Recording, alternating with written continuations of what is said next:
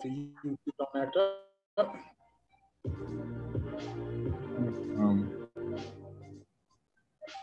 Facebook.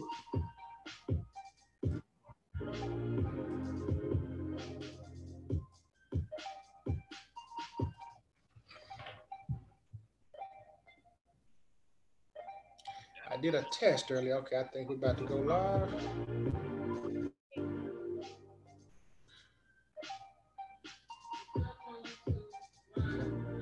What's up, gentlemen? We are now live. We are now live with the Real Men Talk. And I want to thank you all for joining us today. This is Leo the Tower and the Real Men Talk with my co-hosts, Sean Davis and Matt Cowles. And today we're going to be talking about a very interesting subject. We're going to be talking about the different effects that fathers have on children's lives. And we're going to talk about some of the mishaps and haps that we had with having the fathers in our lives. I would ask everybody that's tuning in, if you could, please share the link to those that want to attend. Also, if you can go to the YouTube channel, The Real Men Talk, and like and subscribe. We'll give it a couple more minutes while people join. Are you going through Facebook, man? I'm going through YouTube right now. So if y'all like to, if y'all could share the link to your YouTube channel. If not, you can stream it with your phone. Okay, YouTube. Let's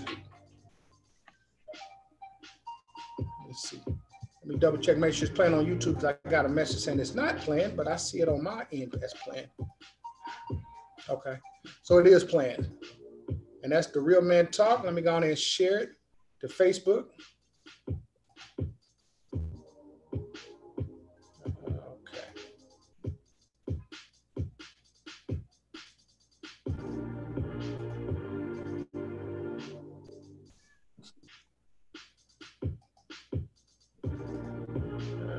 Okay. So I'm gonna put the link down here. If you would please share it to Facebook. And you can tune in either through Facebook or through YouTube. So we'll begin in a minute. Okay.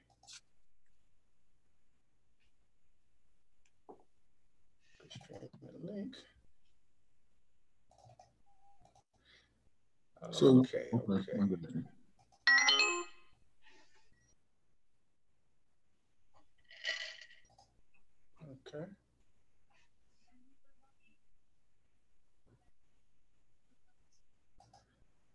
Okay. Let me see. Can y'all see it on y'all side? Is it streaming on YouTube before we go into this conversation? I don't see it. Hold on. I'm trying to get mine to work. Show up. Yeah, I'm on the channel now, and it looks like it's live on my end. Okay, it's like it's live on my end as well. I got a message saying that it's not live, so I wanted to. Okay. So, Vanna, you may be having some issues on your end, but I got 3 people saying it's live. So we're going to go ahead and get started, but you can share the links that I have down there.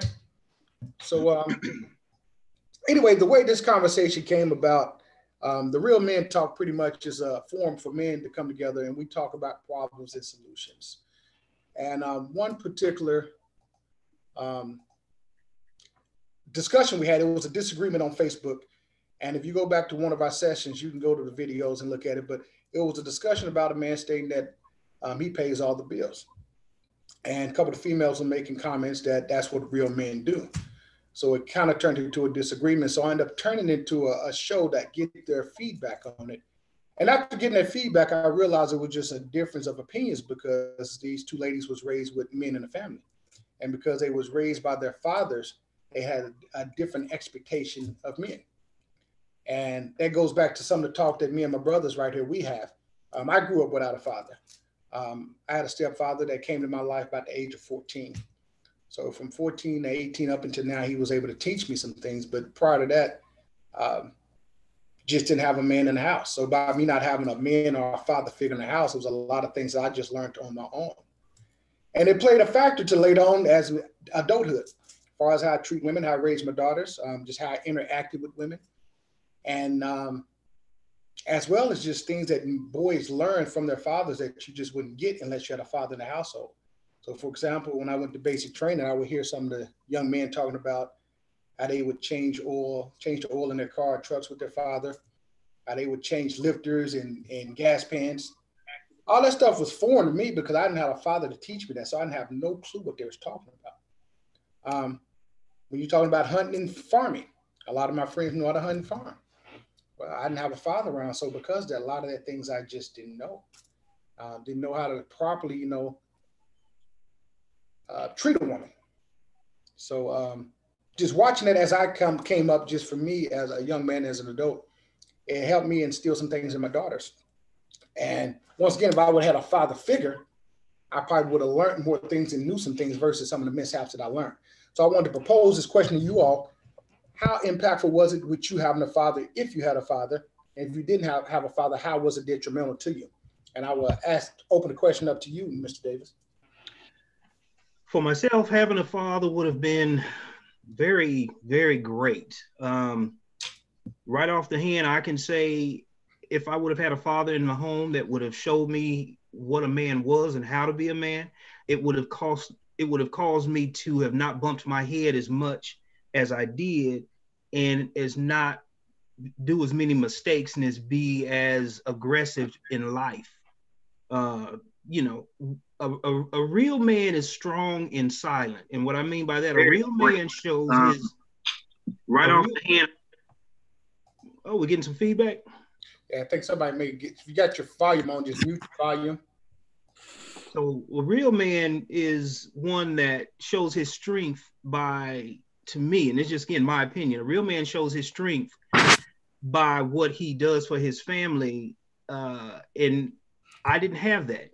So what I did for my family, I thought was what was supposed to be done. And I didn't do things the right way.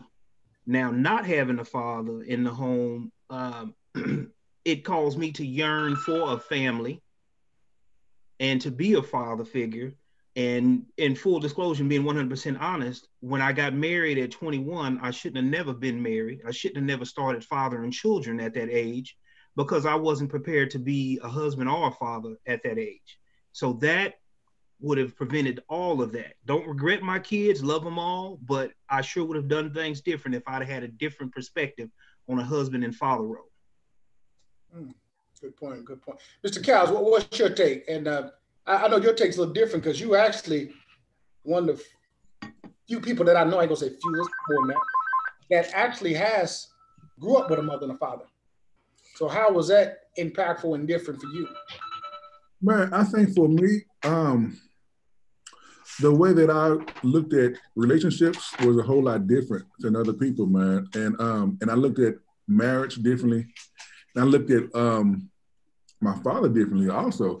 Whereas one thing I do notice when I talk to other men is that a lot of brothers that I know, they don't have that type of relationship with their father. You had talked about the things that you wish that you would have done, like fishing and all that stuff like that. It's funny thing about me, my father was a big fisherman, hunter, all that stuff, and I didn't even like it. It's funny, it's weird though, but it's just, I think the experiences, man. The biggest thing was that I looked at women differently, and marriage differently. How so marriage differently? And I asked why so marriage differently because you grew up with a mother and father in the household that was married. So what was so different that you seen versus when you was married? Well, one of the things I want to say, so for on my father's side, all on my father's side, all of the men have been married 47 years or more. Wow. Right? And so like all of the men, except for one, and he just never married, but all the men that's been married for a long period of time. And so when I think of marriage, I have in my mind that legacy, that long-term legacy of just staying together regardless. So I'm more, and then also I noticed that growing up, I didn't date as much as other men that I know. Like they was always dating and doing all that stuff. I was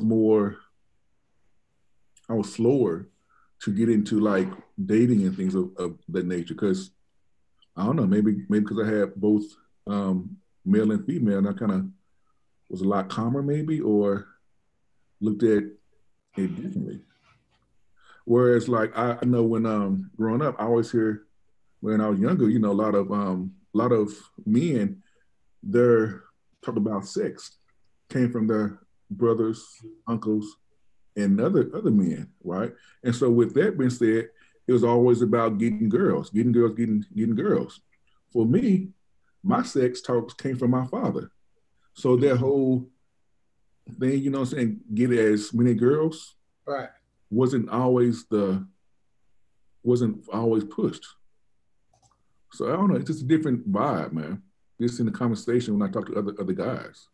And if I may, having that role model there, having that kind of interaction, you started off with an advantage as far as you were complete as a young man becoming a man, where a lot of us that didn't have a father, we were incomplete. So we reached out. Now I'm just, again, speaking for myself only.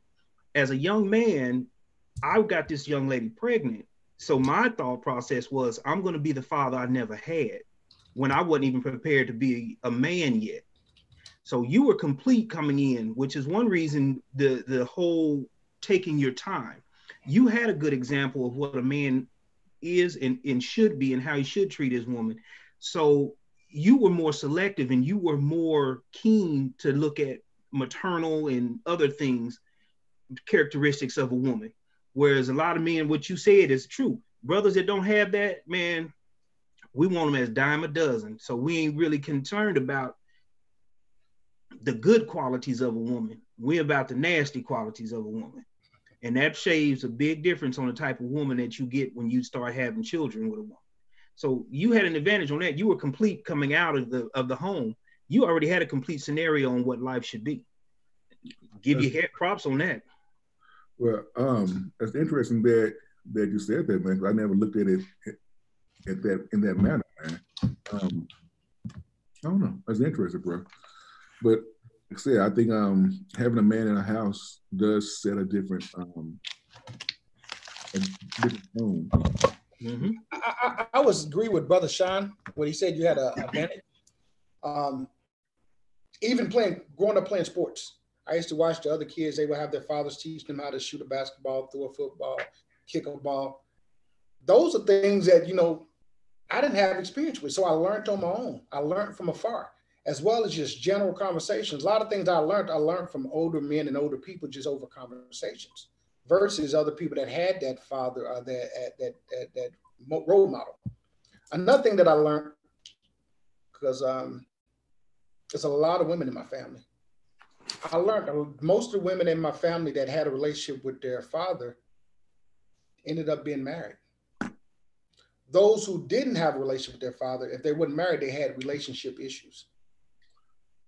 Man, that's major relationship issues. And it was to the point that to the point that it was a balance between control. Man, I can see that in a lot of, when I see people now, you can almost tell, not almost, there you can kind of sense what woman was raised by a father, like an active father, just by her energy and her calmness, and almost the more mild, maybe more relaxed, more accepting.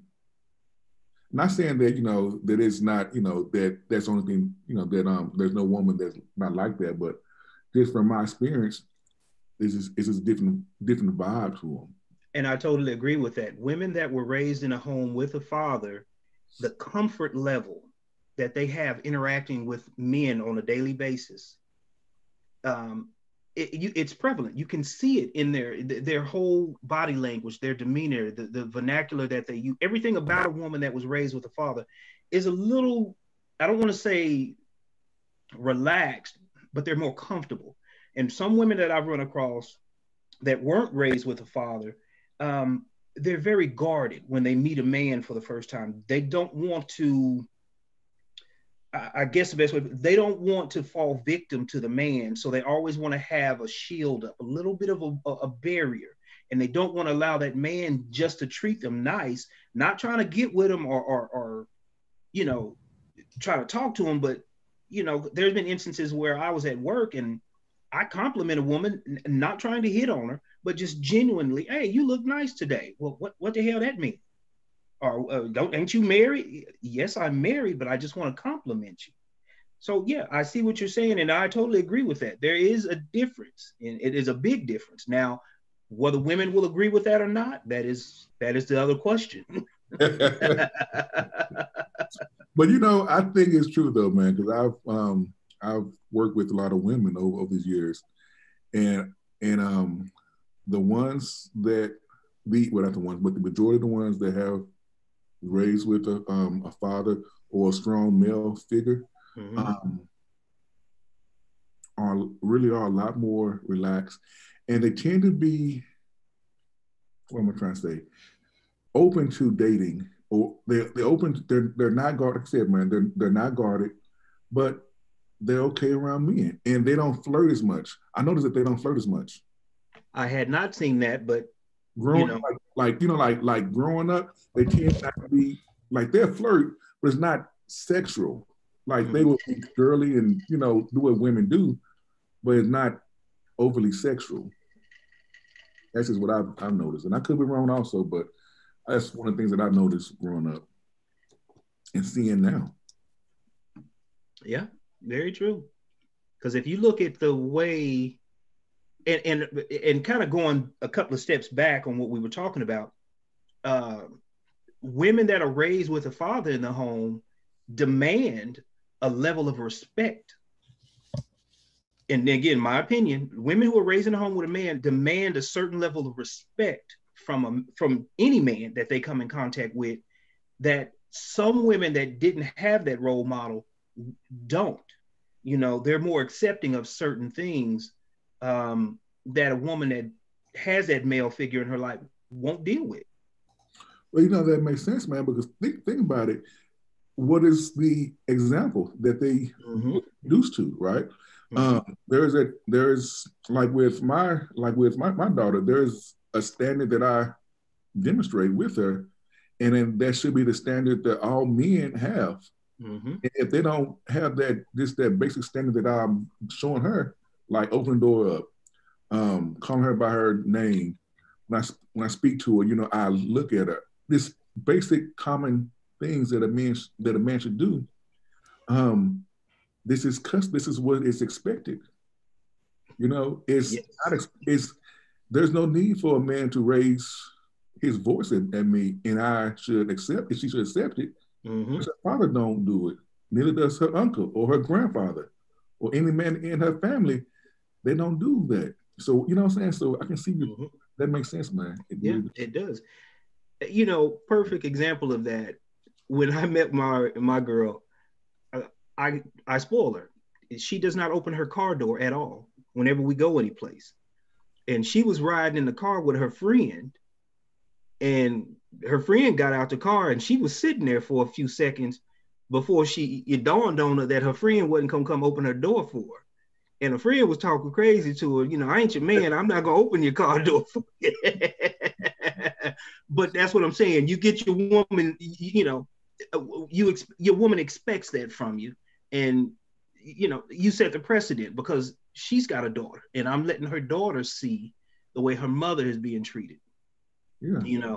And I'm hoping I'm a good enough example for her child that when it comes time for her to start that process, even though I'm not her biological, at least I've set a precedent that she will hold and hold any man that steps that way in high regard.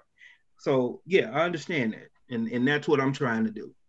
Man, I think you are, man. I think if she see you treat her mother right, she's gonna understand that this is not what it's supposed to be like. Whenever she encounters something that's not right, she'll know this is not what it's gotta be right. You know what I'm saying? Like, even if she get with somebody that's not good for her, in the back of her mind, she's like, this is not right. Yeah. this is not right. Let me, you know what I'm saying? It's like they would know. Well, You really spoiled. Similar to you, Sean. Those that know me know I got 3 kids and I got 2 daughters. And my oldest daughter, pretty much I raised her from the age of about 10 to about 18. And my other daughter, she ended up going back to stay with her mother. But at the age of 13, 14 years old, I started taking my daughter out on dates and showing her, you know, how to be treated. So when she got to a particular point, that was just to be expected. Mm-hmm. So I was home a couple of months ago, and my daughter was riding with me, and her boyfriend was with her. And every time, once again, like you, Sean, my girl get out the car, I'm pretty much opening up the door for her. So my daughter gets to the store, and we was going to the car, and I open the door for my girl, and she looks at me and like, Dad, you're not gonna open my door. So to be as politely as I can without being rude, I told her, you know, hey, you got your boyfriend right there. Yeah. You've been allowing him not to do that, so that's the expectation, but you can't look at me and you've been allowing him to do this. But once again, that's different because she didn't really live with me for the last 5 parts of a year, so I wasn't able to really show that. So showing it versus talking to her on the phone was completely different, but that's just completely different when it comes to expectations. So now my oldest daughter, it's just certain things that it's a given. You open up a door, if you're taking her out, we go talk about who's going to pay for the meal. You go do this and do that. It's just a given. And if it's not happening, pretty much it's probably not going to happen as far as date-wise. Although you have not been around her over the last couple of years because she's moved on, Air Force and all that, but you set the precedent. That seed is planted and that flower will continue to grow and will not wither because you have planted that seed and she ain't going to accept nothing less. And that's part of the impacts of having a male or a father figure. And once again, it just lets us know as far as men and as women, if you wasn't raised with a father or raised even with a mother, that's another conversation. The dynamics would be completely different, especially when you come together in a relationship. And for example, the woman I'm with right now, she pretty much had a good relationship with her father. So because of that, there's a lot of issues I didn't have to deal with previous relationships where I would say, quote unquote, daddy issues. Mm-hmm. Those so-called daddy issues can turn into other characteristic and personality traits that don't have nothing to do with the relationship, but it impacts the relationship. Amen to that. So once again, we got 2 guests. We got a special guest night that's coming up soon. Before I bring up these 2 guests, which is going to be LaVonna, Fine Wine and Cindy Fussin out of Oklahoma City. That's sparking these conversations. I'm going to bring them up. Before I bring them up, let's go ahead and give some recognition to our sponsors. Give me 1 second. Bring up these sponsors that sponsoring the show tonight. Tonight, we got Stitch Lux and Houston CBD who's sponsoring this show tonight. Bring this up. I thought I already had it. Oh, here we go.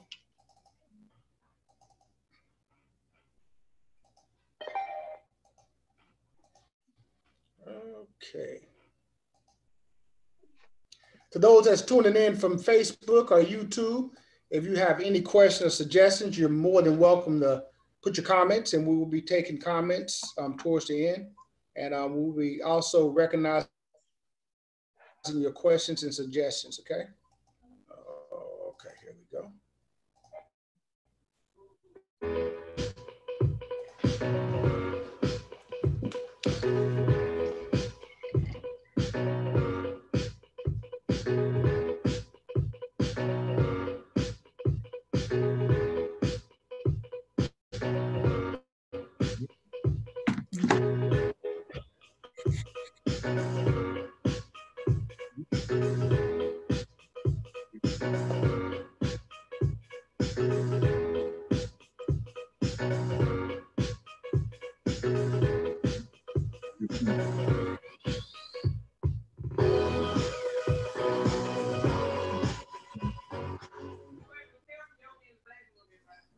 I realize that. So once again, that's Stitch Lux. If you're looking for some good 100% Indian human virgin hair, Stitch Lux, stitchlux.ext.com. Also, if you're looking for precious stones for good energy, such as Tiger Eye, Obsidian. We got all type of stones that we make. Go to the website. And let me bring up the next sponsor.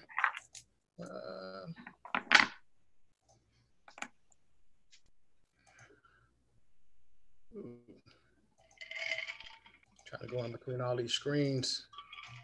Up share. There we go.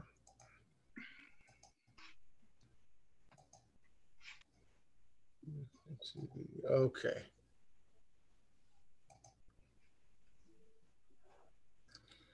Well, it's a challenge going in between all these screens. I see. Well, while you're getting ready, man, I also want to promote the bracelets that's made.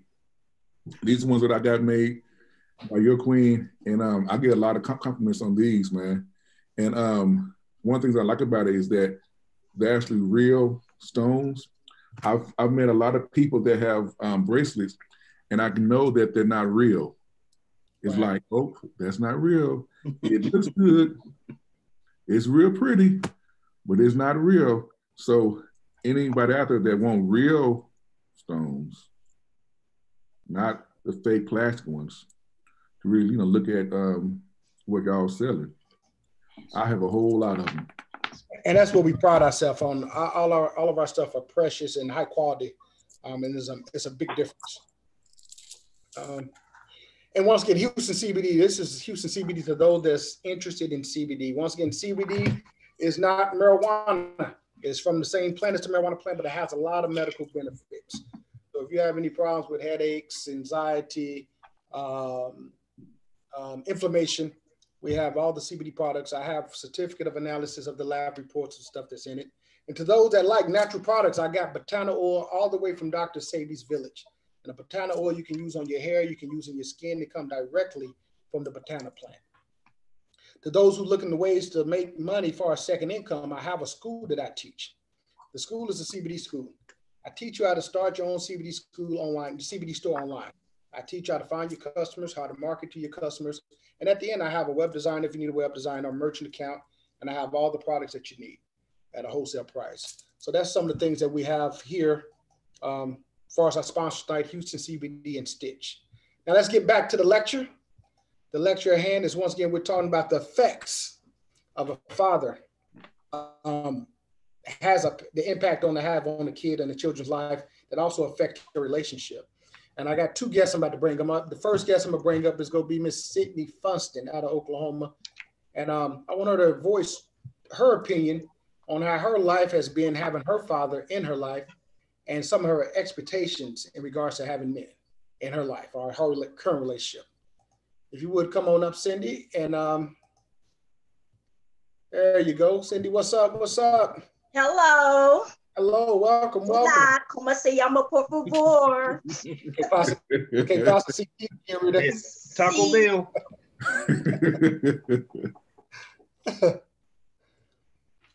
So as you've been sitting there listening to us, give us some of your feedback and tell us how your father has been impactful in your life in regards to your relationship today. Well, I just lost my dad almost 2 years ago, so I'm thankful for everything that he has had instilled in me.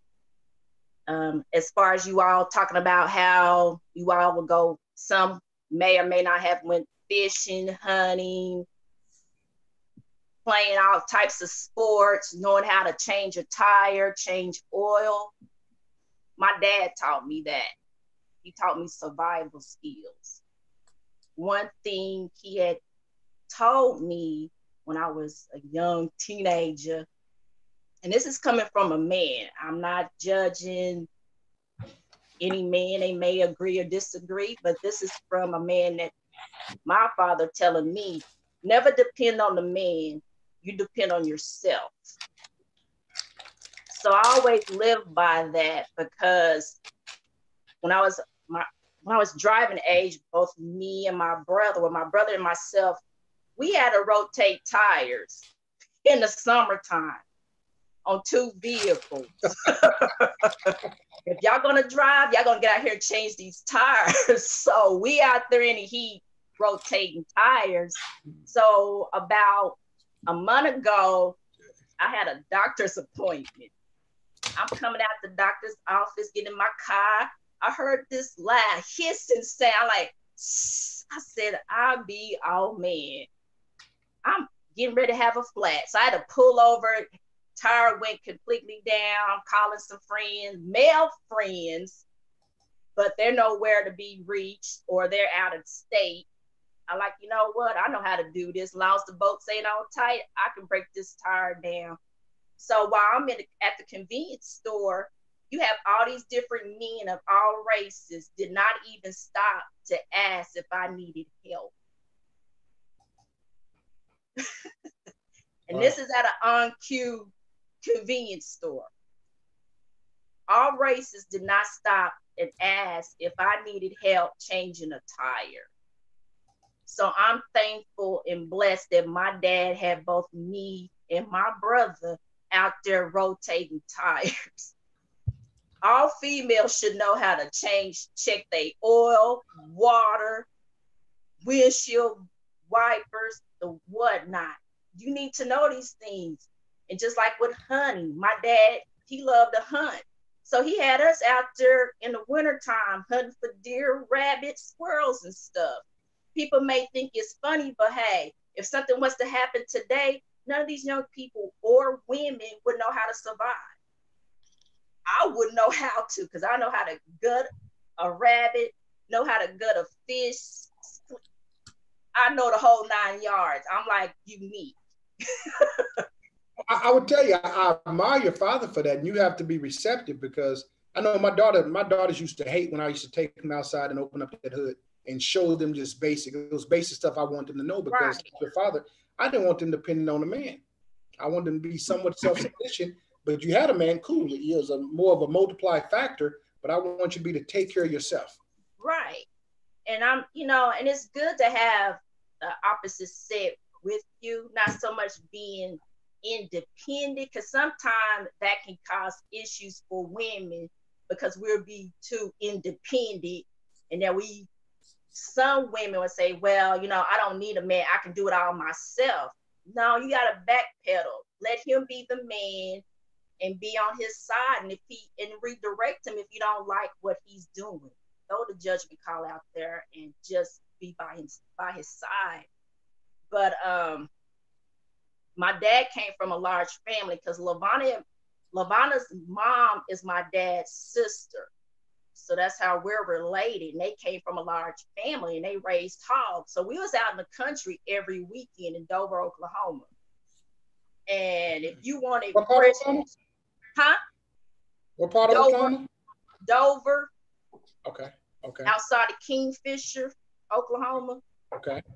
So if you wanted fresh vegetables and stuff, you had to go out to the farm, because we have a large family. You had to go pick peas, collard greens, tomatoes, everything. You out there, and I used to hate it, but I sit back and I reminisce those times of shelling peas and freezing them for the winter, making chow with my mom and homemade jams and jelly.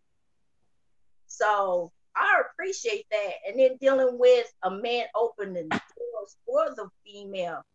These young people don't even do those things today. But I'm teaching my son those things. Respect. Good. Good. And I'm a single parent. So I'm blessed that my dad and my brother, as well as his father, played a major role in his life. So he knows how to repair a car. My dad had him out there changing brakes. And this is at 16 years old. He's changing brakes on a car and getting under the hood and changing oil and stuff. And none of these young people, 26 years old, know how to do these things.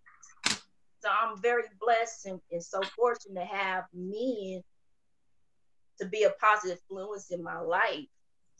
And I just get teary-eyed when I think about those things and stuff. And one person told me that I'm old school, because if you want to ask my hand in marriage, you're going to my dad, but now you're going to my brother as well as my aunt and uncles from the Houston side of the family. You're going to ask them for my hand in marriage. But they say that's old school. No, that's respecting my family as well as me. And you shall ask my son too, because he gives the final okay. But a lot of people have gone away from that, and it's sad. So yes, I'm very picky about who I want to be with too, because you're not gonna raise your voice or disrespect me. I'm not disrespecting you, so show me some common courtesy. You know, if you raise your voice, I'm like, I ain't gonna argue with you. I can stop the brakes and keep it pushing. Because I'm up in age, like I don't have time for nonsense and disrespect and stuff. But I'm very blessed. I have stories for days. Like we'll go fishing and camping.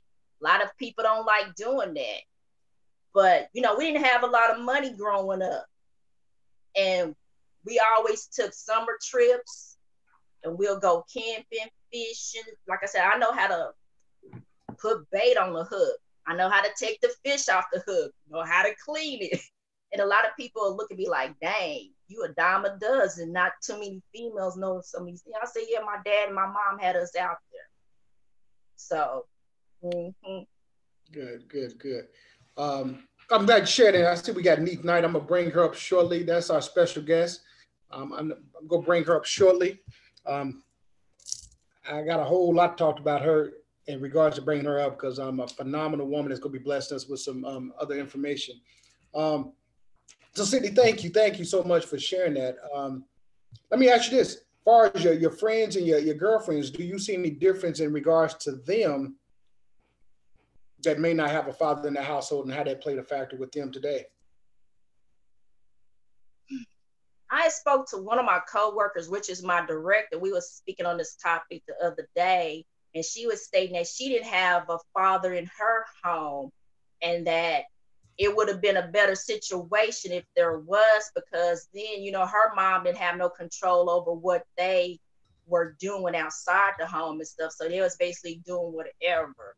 I don't know the complete details, but she wished that there was a father in the home and it, could have went a different direction and so forth. And then dealing with some of my other friends, some do and some did or didn't have fathers in their home, but they turned out real educated. One of my best friends is a bookworm, so I don't think she had her father present, but she turned out all right.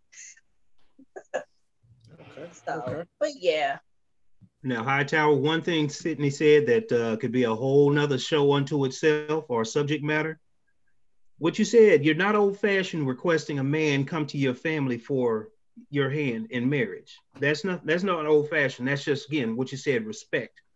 But the subject that we can talk about at a different time is when that family does not have your best intentions in hand. Right. When that man comes to the family and he is an excellent provider, does everything great, treats the woman right, but the jealousy of the family or just the dislike of a man because they can't control that person anymore. That's right. Another subject, but we can talk about it at a different topic. But I see where you're going with it. And that kind of goes on the line that we're talking about, because like I said, in my family, there's a lot of women, and those who didn't have the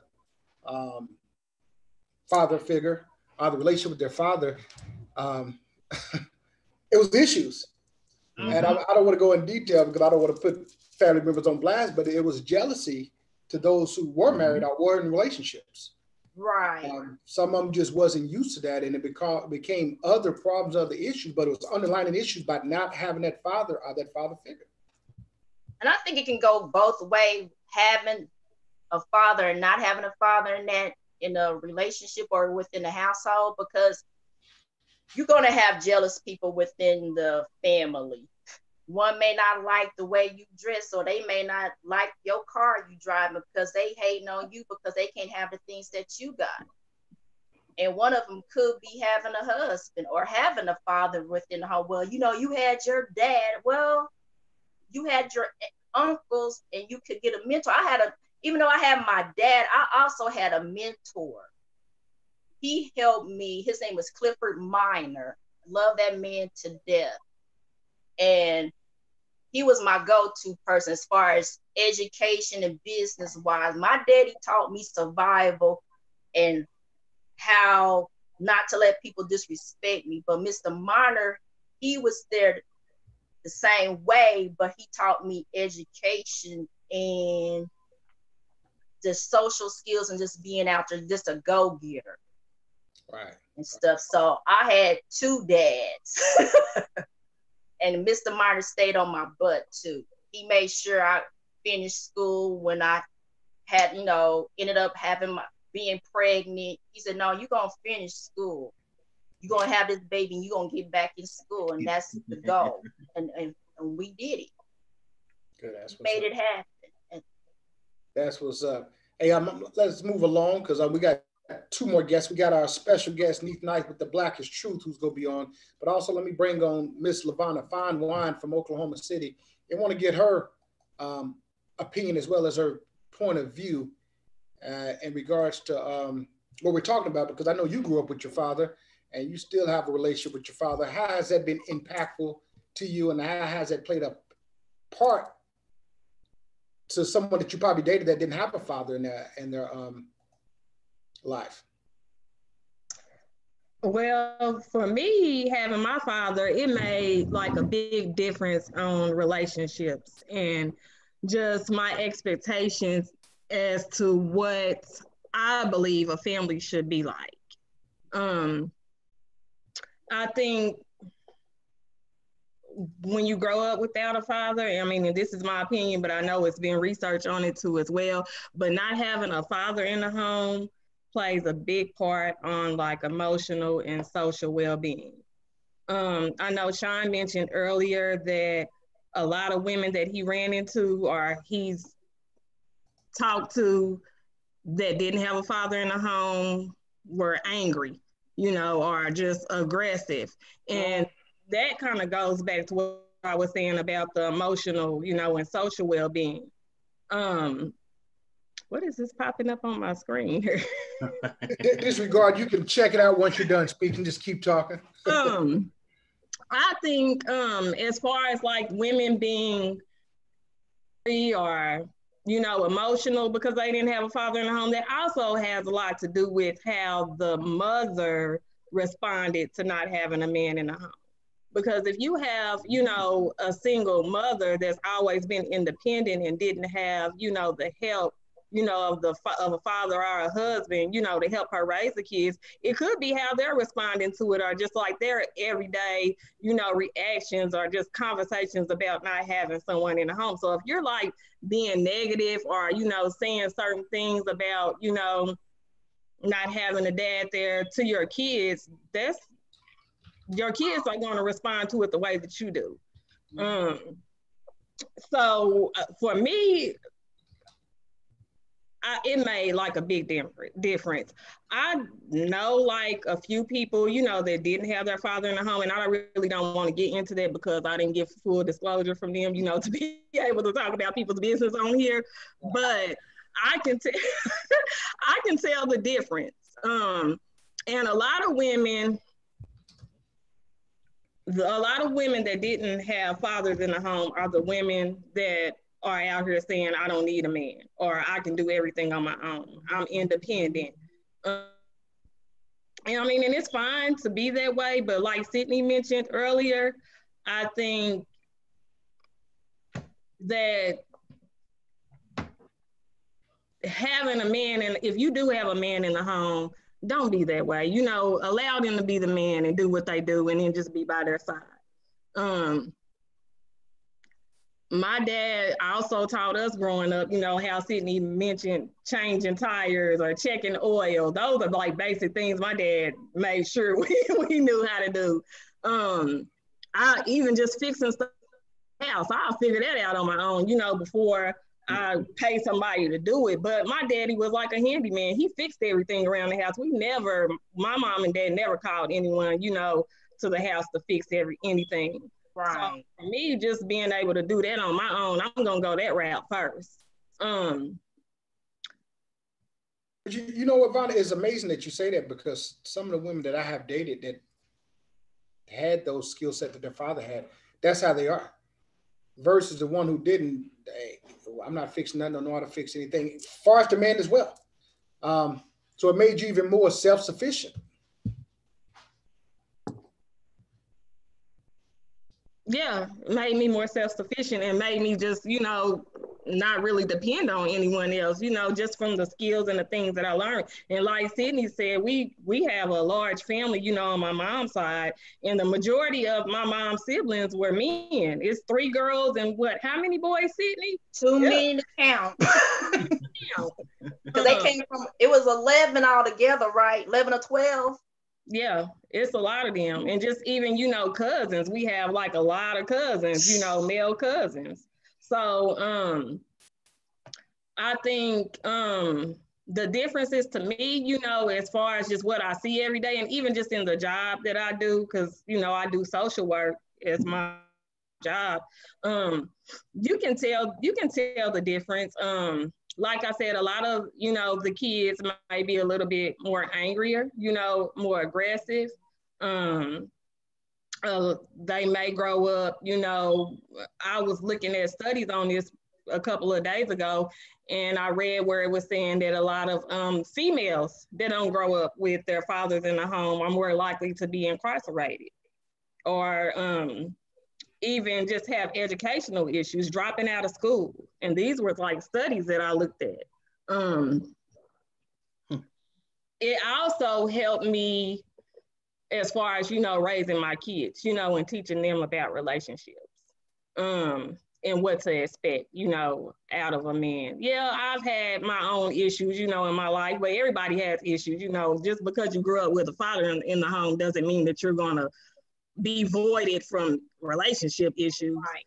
But to me, it makes a difference on how you respond to it, and your expectations. Like the live that we did a few months ago, I guess, when we were kind of talking about the video with the husband that was taking care of everything.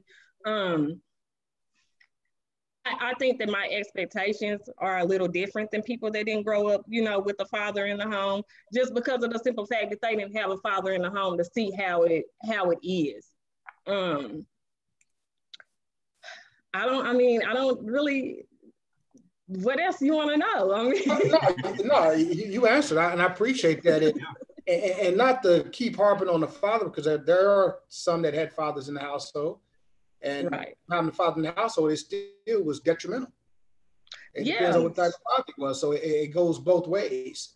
But pretty much this is what we're sharing about the impact as well as the mishaps.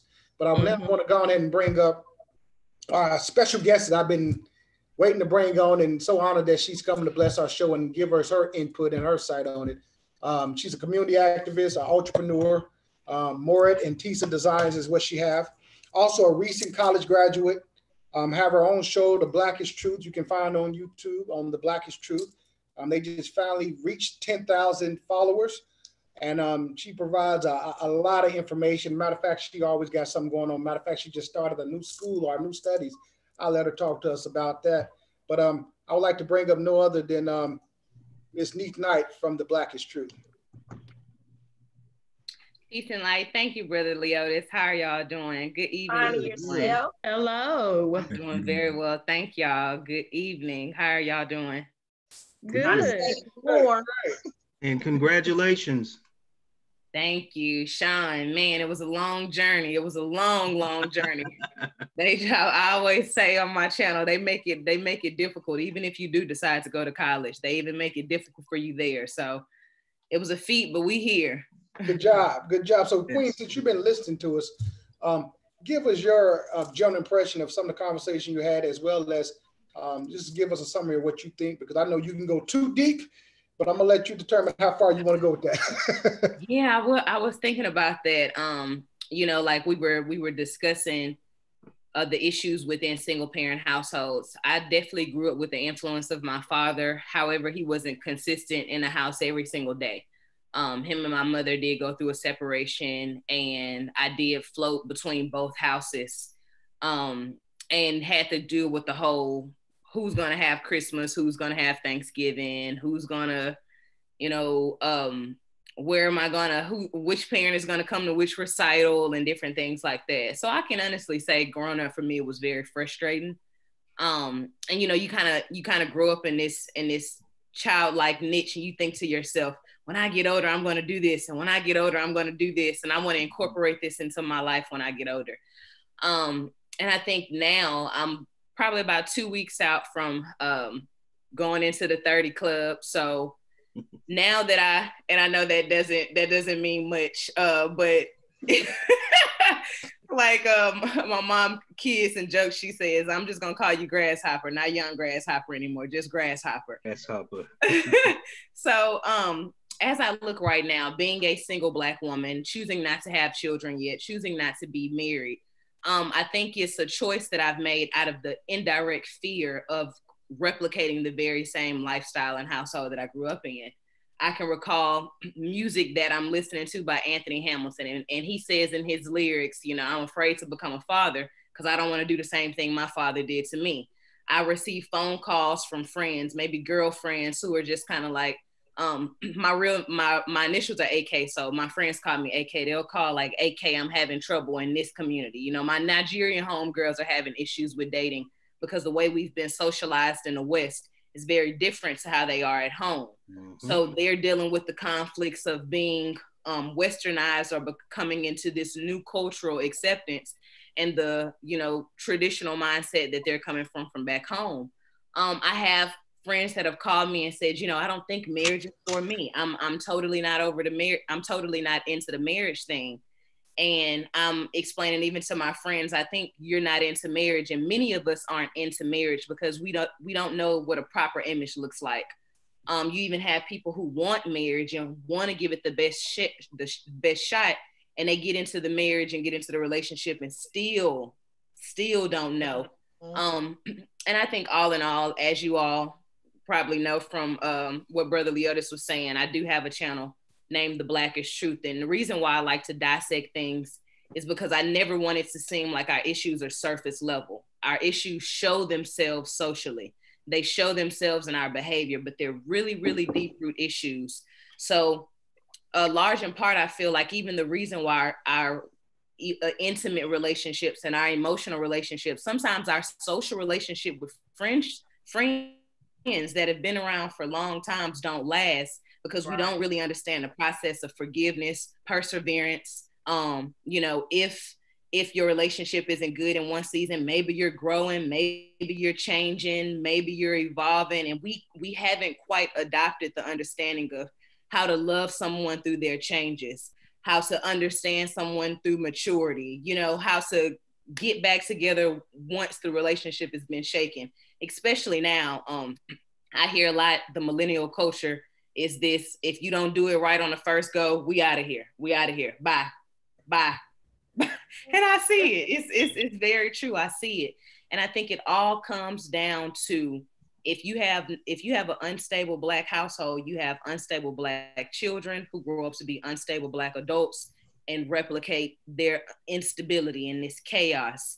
So large in part, I think really, really not only getting back in relationships with one another, but the people who do have those marriages and the people who do have those relationships, I think they even underestimate how much all of us in the Black community actually want coaching and want someone to, you know, walk us through that. You know, you have 30, 45 years of marriage, that's becoming a pastime. How does that look like every single day for us, you know? Definitely. I agree with all of that.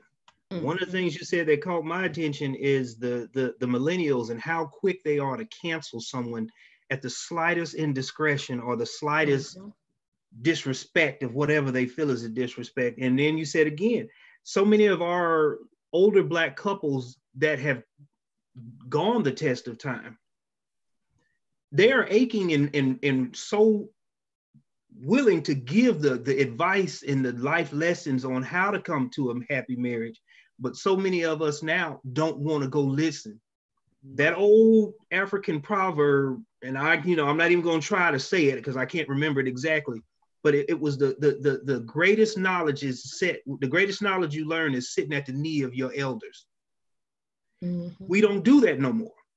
We don't do that. We think we know everything automatically because it's on Google, and we don't listen to nobody no more. That's what we have to get back to, is getting back to our elders and just getting back to a general community standard, and looking at each other for reassurance on what is the right thing to do. Right now, we're so busy fighting with each other.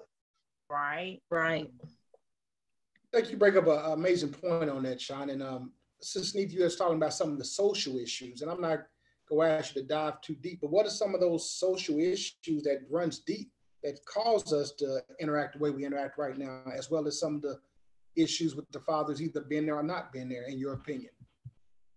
Well, yeah, you know, like I mentioned in one of my videos, the LGBT video, the trend. This is what I had to recognize growing up. I remember one time my mom was moving this couch, and this was around the time that I had started to see that her and my dad weren't going to get back together. Because as a child, you really don't understand it. But once every day you start to get the understanding, oh, so this person isn't going to be here anymore. I remember my mom was moving this couch, and I tell her, I was like, you moving a couch? That's a man's job. And, you know, she says to me, you know, never say that's a man's job, because you never know if you're in a position where you got to do it on your own. Right. And I remember learning that, and that's in, you know, that was my mom subconsciously training me to be the man and the woman if the possibility ever arose. And, you know, after a while on my end, see, it was a mechanism that she, and a tool that she gave me to put me on the best advantage, but it also still socialized me to do it on my own. So now when you do come into contact with the real king, who might have grown up playing his position, he might have been in an environment where, you know, his parents taught him properly and he doesn't mind. Now, when he comes into contact with me in my early 20s, we have this conflict and this clash, and I'm not understanding where it is. I'm simply being who I was raised to be, and he's being who he was raised to be, and thus is the issue. You know, I've been, you know, taught to be both positions just in case. So when I say those social relationships, that you even have Black women and Black men who don't understand. It's the same way for Black men who might not have grown up with the father. They're used to the women giving all the direction. So they, you know, date women who give direction, and they date women who can tell them what to do. These are those little social relationships that are created. Why are you laughing, Sean? Listen, you are hitting on the point. You are preaching right now. Let me just say, I'm in total agreement with what you're saying. So many men are raised by single women, and they're coddled, and they want to go get a woman that's going to treat them the same way. But that woman is looking for that man to be a man, but he can't be a man because he's not used to being a man. But the other thing you said too, your mother told you, don't never say what a man's job is, because you sometimes gonna have to do it yourself. But I guarantee you, your mother taught you that lesson, but you're a smart enough woman to know if that king steps into your life and assumes the right position, you know how to fall back and let that man be the king of that castle. Am I correct? And move that couch. I do, brother. Okay. I do. All right. But, and I'm going to say this, women sometimes have a tendency to want to be too independent and not let that man be the man. But in the defense of the woman, that man has to be the right man and be in the right position for that woman to fall back and make him the king of the castle. It ain't, you know, what's that old saying? You know, you can be the king, but unless you done earn them stripes, that crown don't mean nothing. Yep. That's just what it is right there. So that's what I was laughing at, because you're preaching right now. You're telling some folks some stuff they probably don't understand, or maybe not have an understanding on what they're thinking and how they're thinking.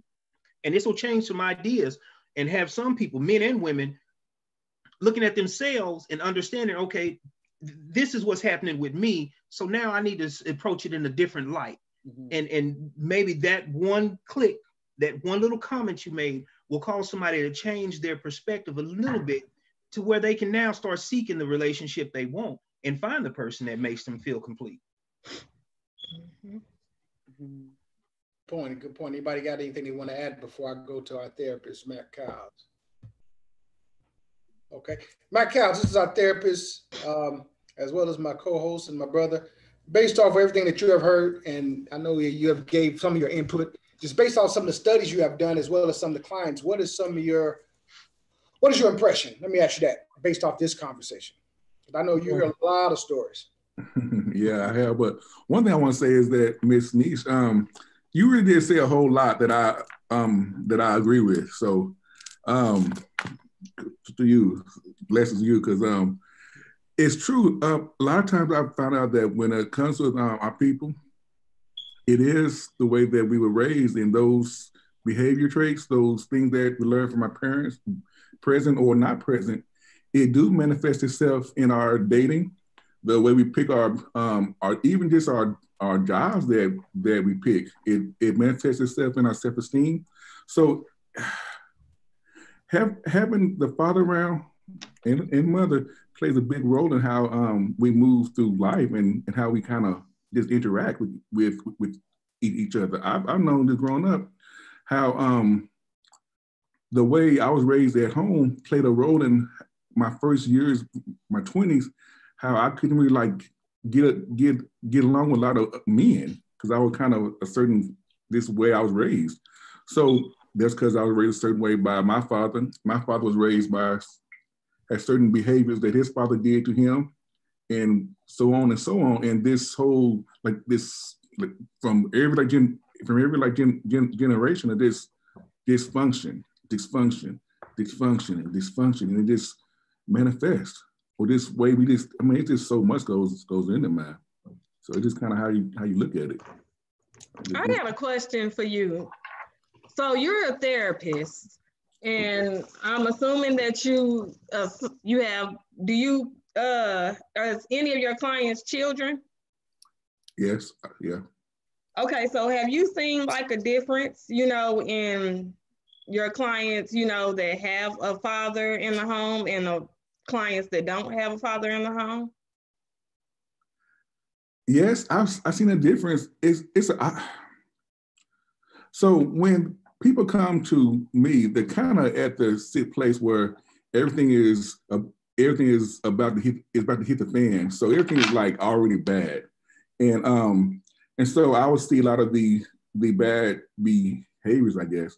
But I do notice that that children that don't have the male in the house, or not a good male, let me go back, a good male in the house, they do have certain behaviors. And it's not necessarily, the male has a certain energy that I think his need. And I think Ms. D said, if a man is not in place, right, the woman is out of place, and the children are displaced. So it's just a pattern, man. It's just a pattern. So when I was saying that I was looking some of this up and I was looking at some of the studies on it, and some of the studies were saying that girls that grow up, without a father in a home, a lot of them, end up being incarcerated or getting into trouble, having educational issues. Have you seen a difference in boys and girls? No. I found out that have been, well, the ones that I work with is equal. So the problems are with boys and girls. It's kind of equal. So there's not a big difference. But you haven't seen like a difference in like the type of issues that they're having, as far as boys and girls.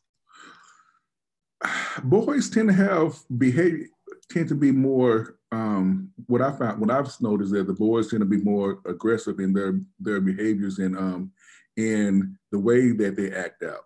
There's like fighting and crime, stealing, things of that nature. Whereas what I've noticed, that girls tend to be more behavior as far as this disrespect, stealing, more sexual. Not saying that the boys aren't sexual either, but in our culture, it's kind of, boys get a pass, right? It's not right, but boys get a pass. So that's kind of what I've noticed. But it's kind of the same as far as the problems, male and female. And so if a young kid is having a problem, 13 to 14 years old, and that child doesn't get any help, of course he's gonna get older and have those same problems, and probably attract somebody that is equally dysfunctional maybe, and they kind of join together and they have kids and they have dysfunctional kids, and then they find somebody that's equally dysfunctional, and the whole pattern just kind of goes and goes and goes. At some point, there got to be a break. It becomes generational. And I think that's how a lot of things happen. Even in my family, I see it. It's dysfunctional, dysfunction. There's mama with dysfunction, daddy dysfunction, grandma, it just goes down.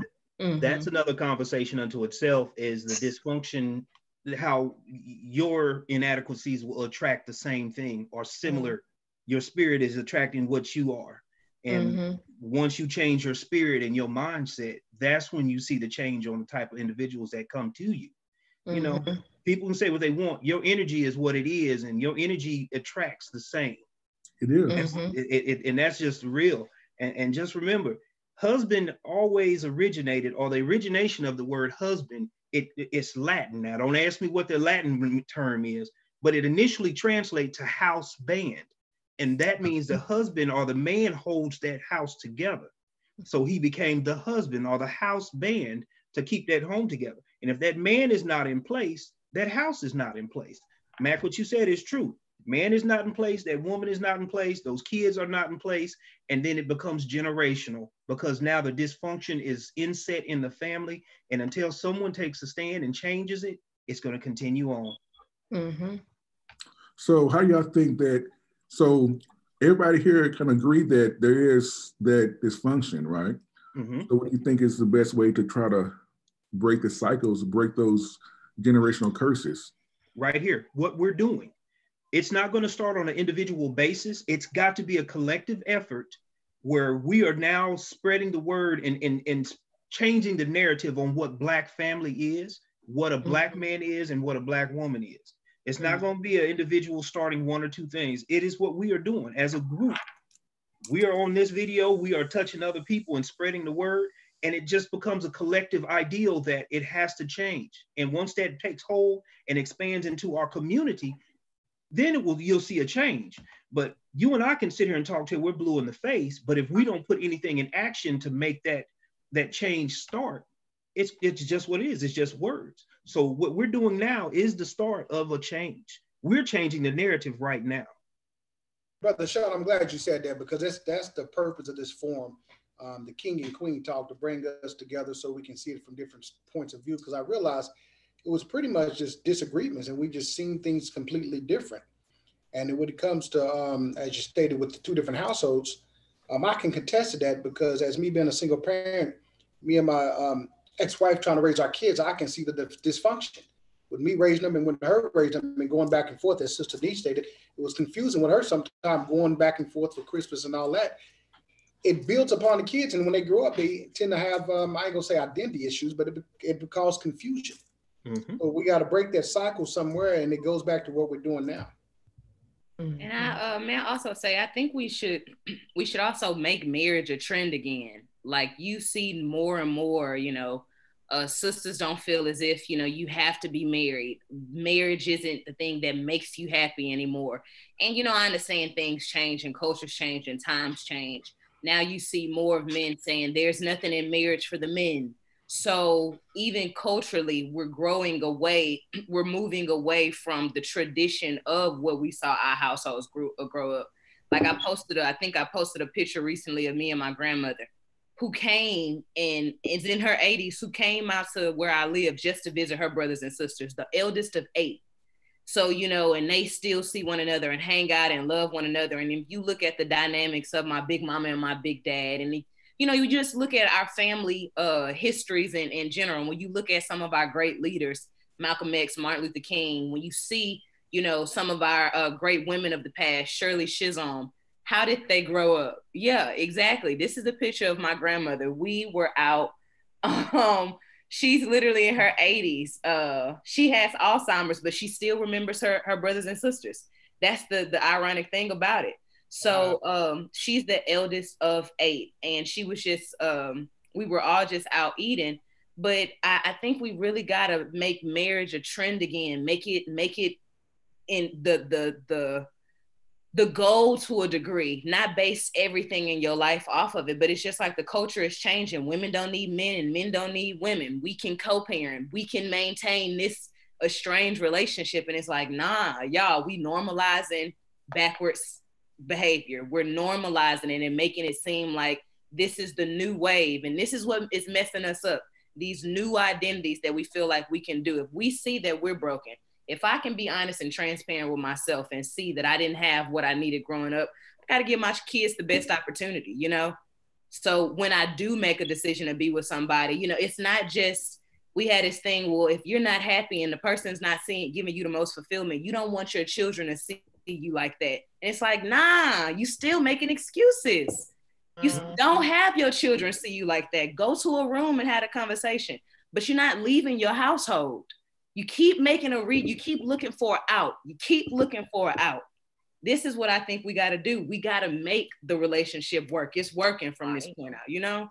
But you know, people don't, sorry. Go ahead. People just don't cherish and honor their marriage anymore like our elders used to do. Like, it's just like being boyfriend and girlfriend.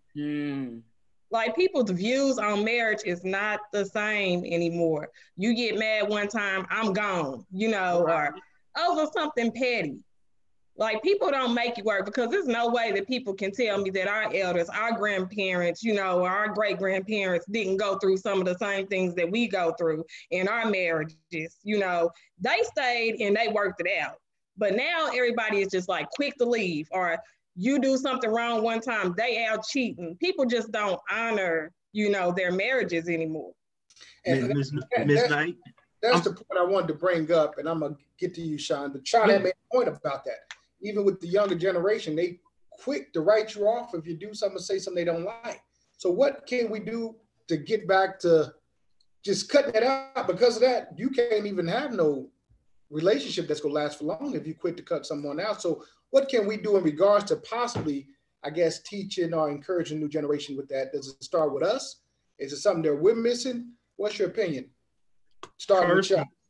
First, we need to get them kids off them phones and off social media and start kids again to talking to each other. Now, my daughters, when they were teenagers, we talked. You know, Tower, you know, I raised 4 kids by myself for a few years. My daughters would talk to me that boys their age didn't know how to talk to them. So we need to start that process first and just start the conversation where we can actually sit down and have conversations with each other without being awkward because we're so socially inept. Now, something Miss Knight said that caught my attention, that I'm probably going to get some bad reviews for this or something said to me, but when you said men are so quick to let women go and women are so quick to let men go, what that is doing now, and forgive me, I don't want to hurt nobody's feelings or step on nobody's toes, but it's causing our men and our women to turn to each other and let that whole homosexual and lesbian thing run rampant. I'm not knocking it. Do you? If that's your flavor, I'm not saying it. Everybody can have their own thing. I'm not going to disrespect you. That's your flavor. Do it. But we have to get away from, you know, I don't need no woman. I got my homeboys. Well, your homeboys ain't going to do certain things that women do. Well, they can attempt it, but, you know, that's a whole nother story. We need to get back to where we're not saying I don't need a woman. I need a woman. I need my woman. I'm going to tell you, I need my woman. Hands down. And we need to get away from, you know, that cancel culture where we don't want to have, you know, interaction with the opposite sex because they're making it difficult. The biggest pursuit a man is going to do is chasing the woman that he wants. Okay, once he gets her, he's got to keep chasing her. Just because you got her at the finish line, don't let that race stop. Keep chasing her. Let her know every day that I'll still run through a thorn brush for you, and I'll go fight her. I'll go walk butt naked with some pork chop drawers on in a lion den to get you, girl. Because we ain't doing that no more. So that's it for me. Let me say something about what you just said about, you know, the men going to men and women going to women. I mean, I've heard like a lot of women say that, you know, that chose to, you know, be with another woman. The first thing they always say is a man did them wrong. Mm-hmm. Mm-hmm. So that's their excuse, you know, for turning the other way. But it's become so commonplace now for you to delve into that side of life on a whim. You know, there's no, and I don't want to make it sound like it's a dirty thing or it's wrong. If that's what you are, you are. I'm not knocking you for that. But don't turn to your same sex just because a couple of bad instances happened, you know, dating. But we got to blame that on society too. And I know this is a whole nother subject. You That know? is. That is. It's that more. The world is more making it seem like it's okay. It's more the right thing to do. It's more open compared to when we was growing up, because it was taboo, it was secret. They kept it on low profile, but now dealing with society and social media, it's all open. Because you know, every 2 days they coming out with a new description, non-binary and asexual, what all this, you know. There's a man, there's a woman. You got what you got, they got what they got. You work with each other to make it happy. That's all I say. Because it's a reason why the men got what they got and the women got what they got. So yes, it is. I'm gonna just leave that alone. Yeah, because there was a comment, but I'm not gonna.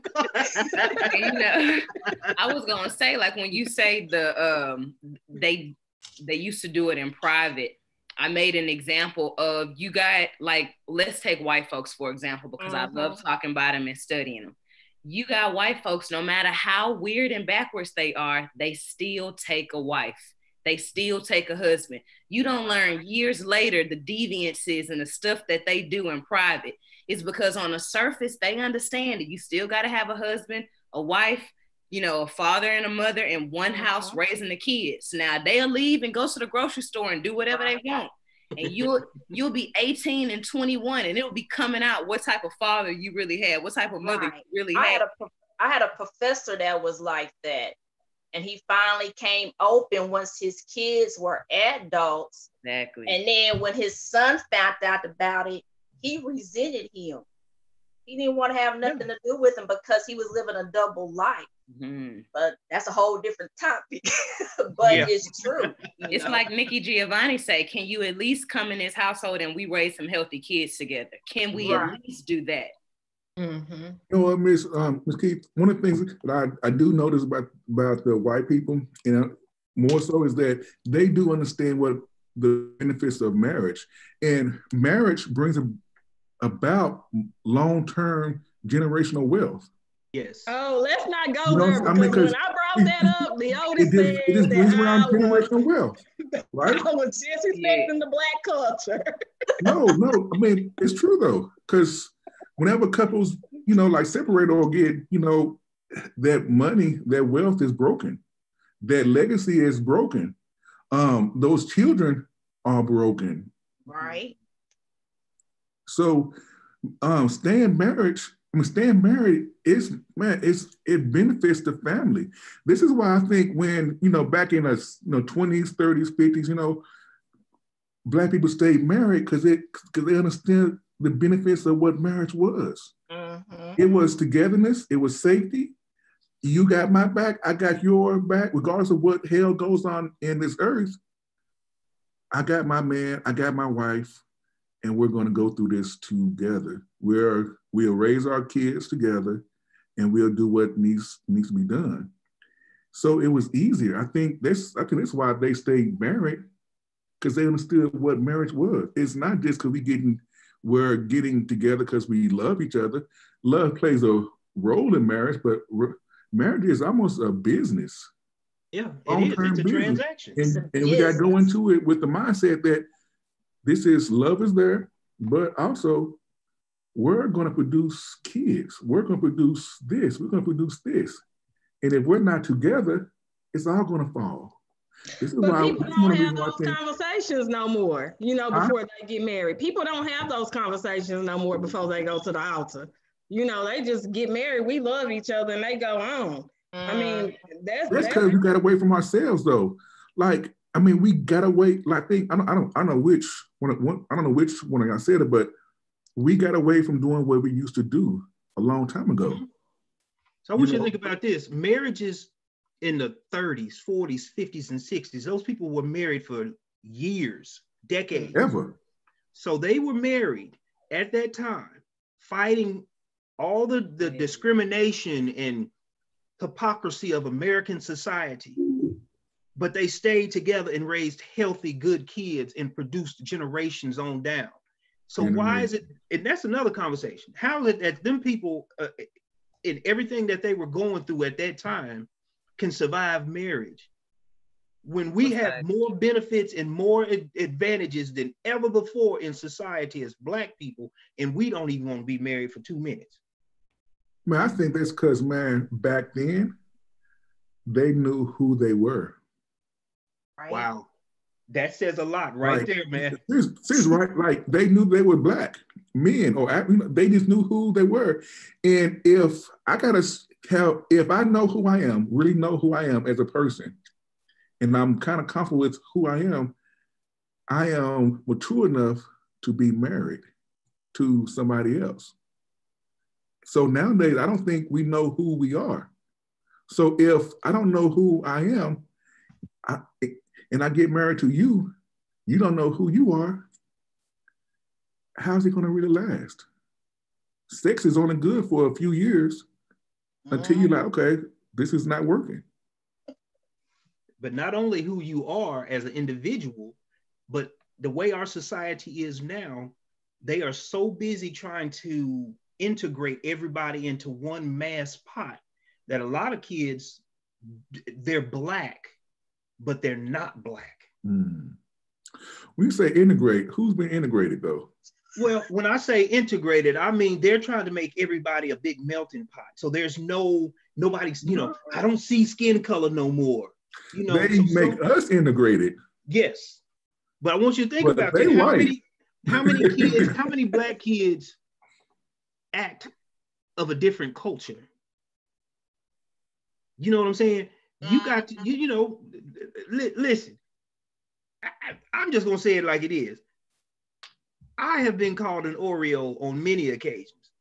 And it's not that I'm, my pants is crotched up and I got a yeast infection from them, or I'm walking around like that.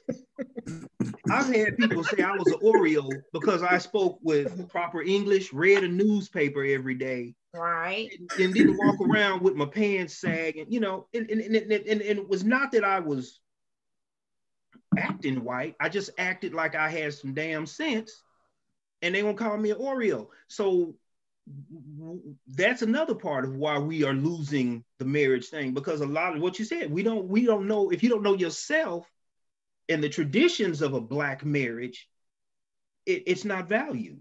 And just like you were saying, people was calling you an Oreo. That had happened to my son when he was preteen. We was in Memphis, Tennessee, visiting a good friend of mine. And we was out in the mall. These other kids were coming around, hanging out and stuff like that. And they was calling my son a white boy plus her kids. And I told my son, don't never change who you are. You speak in proper English, whereas they talking all this mambo jumbo broken English. But I bet you what, when you go for your first job interview, who you think gonna hire? Can I get an amen on that? Who you think they gonna hire? So don't never ever change yourself, But that had happened to my son. I think that goes back to just how we are as a people, how our standard is dropping, like back in the 20s, 50s, whatever, or even the early 70s and 60s, when it was the strong Black pride, when it was like Black power, there was a standard that everybody, there was a standard of excellence, right? Even the like person that was selling drugs, even he had a standard. Nowadays, there's no, what I'm saying? I mean, it's like, how low can we go? That's us lately. Like, can we get any more raunchy? can we go any lower? And the lower that we go, it gets promoted. Yeah. Even in our music. You know, you turn on videos and you'll see 25 videos of a Black woman twerking with her butt hanging out.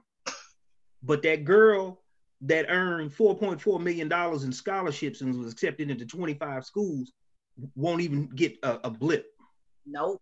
So you're so on point with that. We have got to, you know, and again, this is a whole nother conversation. We again have to come back to where we were, where we took pride in our community, who we are as a people, how we dress, how we presented ourselves. When I look back at historic photos of Black folks, when you see 9 brothers standing together, every one of them got on a fedora and a suit and a tie, them shoes is shine tight, and them brothers look like they straight rolled out of GQ magazine, but them brothers was in slavery damn near. So, you know, for them to be that clean and that present in mind of who they were and what their presentation was on any given day, and then to come to where we can just walk and do whatever we want, and we walking around with our pants sagging, crayon colored weave in our head, you know, we just got to change. We just got to change. But these women think that they got to be that way to get a man, but these men is making women think that. And you're right. It doesn't. The women are not going to change who they are until the men change the perception of what a woman should be presented. You're totally correct on that. And that's where, again, what we're doing here is going to start that. This is a ripple effect. We're going to start here, and it's going to affect others, and then that change is going to come. It might spark somebody to start doing something in the community they're in, but it has to start somewhere. So hats off, Brother Leotis. You are doing the right thing, brother. Yes. Oh, thank you all. Thank you all. And this is the narrative that needs to be talked about, because you're right, the standard is lowered to the point that when I talk to my daughters, it's hard for them to even find men to date. And now because of that, they have to look either higher or they possibly got to look outside their race. That's a whole nother subject. It is another subject. Correct about that. I don't knock anybody that dates other races. Do what you do, boo. I ain't trying to go there. Not my cup of tea. I like my black queens. But the point I was making, and I think Sister Neith probably can contest this, she's part of that somewhat generation, but the quality of men for them to date is not there no more. It sure is. It's slim. You know, I think about it, just listening to what everybody says, unfortunately, we're not living on our own terms. And what I mean is a lot of things that we're ingesting as Black culture and as Blackness isn't being given by us. It's only being puppeted and acted out by us. So if you listen to the music, which we influence, in which we are, you know, the performers of, the message is different from what it used to be, but we also don't control the music. We're just the musicians. Television is saying a different thing than a television used to say. And unfortunately, we are the ones who are taking in everything, what is socially acceptable. Like even if we reflect on the 20s and 30s and 40s, when the ladies were wearing the finger waves and we were dressing like in the rompers and the brothers had the fedora, that was even Black people at that time trying to fit into white culture.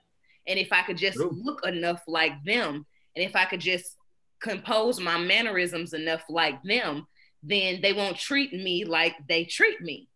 And I think it just comes down to, you know, and of course, this is what we're building, and, you know, Brother Leotis and the different various people all around the world, we're just trying to build a stronger Black community. I just think a large part of the reason why we're not strong is because we aren't making the decisions. We're only responding to everything. Now we're listening to the music, but we're not setting up our own record labels. We are the models, but we're not saying, okay, this is the model that I want. You know, we're just the consumers of everything, the consumers of culture, the consumer of music, the consumer, even the queen, when you were saying, you know, well, when you go and get that job, they're going to choose you first.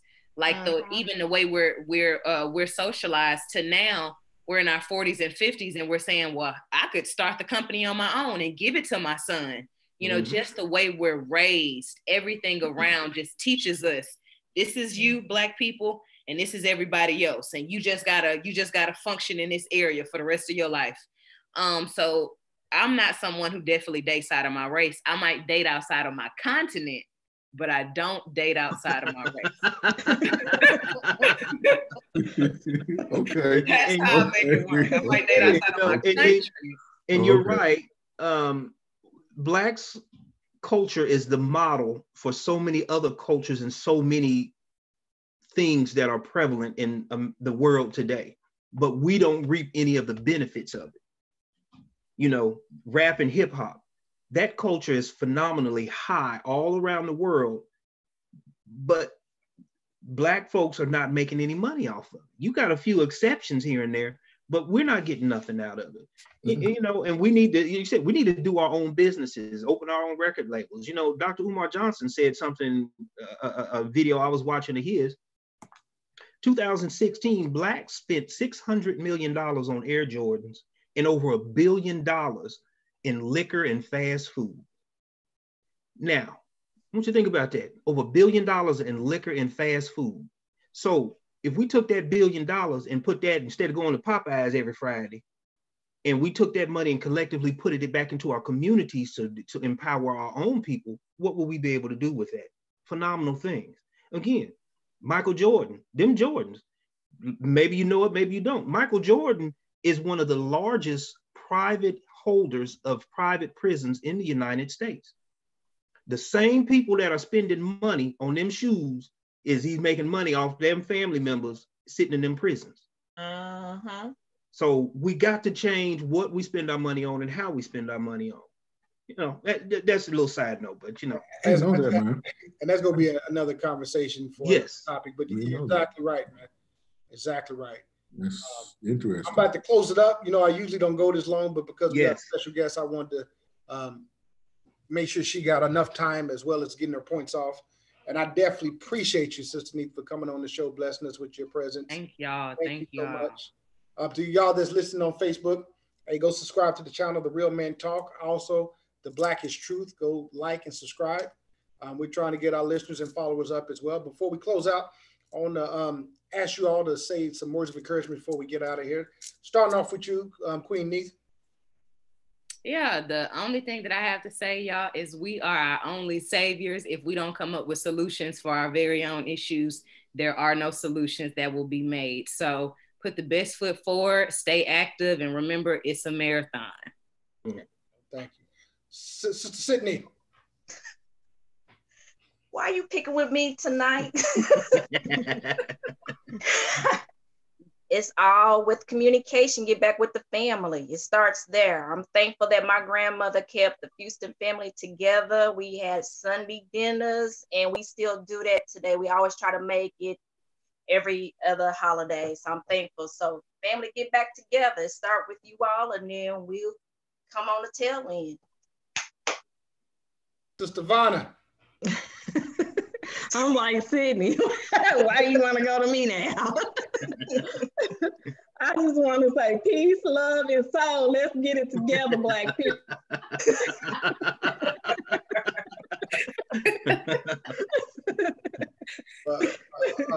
Other co-host, Mr. Sean Davis. What's up, brother?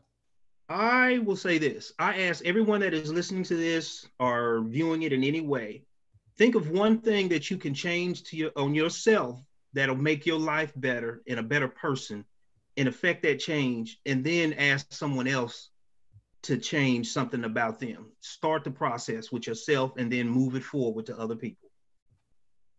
Well said. Well said. Last but not least, my therapist, my friend, my brother, my co-host, Matt Cowles. Only thing I want to say to everybody is to really learn and know yourself. Yeah. If you learn it and know yourself and do the hard work on yourself, you will be better. So it starts with us. It starts with me. So work on yourself. That's all I got to say. Work on yourself. Like that. And I want to thank you all once again for blessing me with your presence with this panelist. Those that's on Facebook and YouTube, thank you all for showing up, taking out time. And I ask y'all just continue to support the channel. Every Wednesday at 8 p.m., we have what's called Men Talk. And 1 week out of the month, we have what's called King and Queen Talk. And tonight is the King and Queen Talk. Like the channel, The Real Men Talk. Like the channel, The Black is Truth.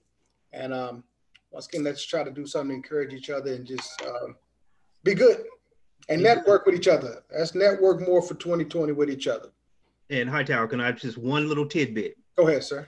I found a new supplier for cigars that are handmade and they're fresh. And what I'm doing is, if you like cigars, reach out to me, davidcigars1 at Gmail and Facebook or Instagram. I'm going to start kind of a drawing. Send me your information, and within the next 2 weeks, I'm going to draw that name and send you a gift pack of cigars with some other little accessories. So there you go. Good. Can we be a part of that draw? Yes.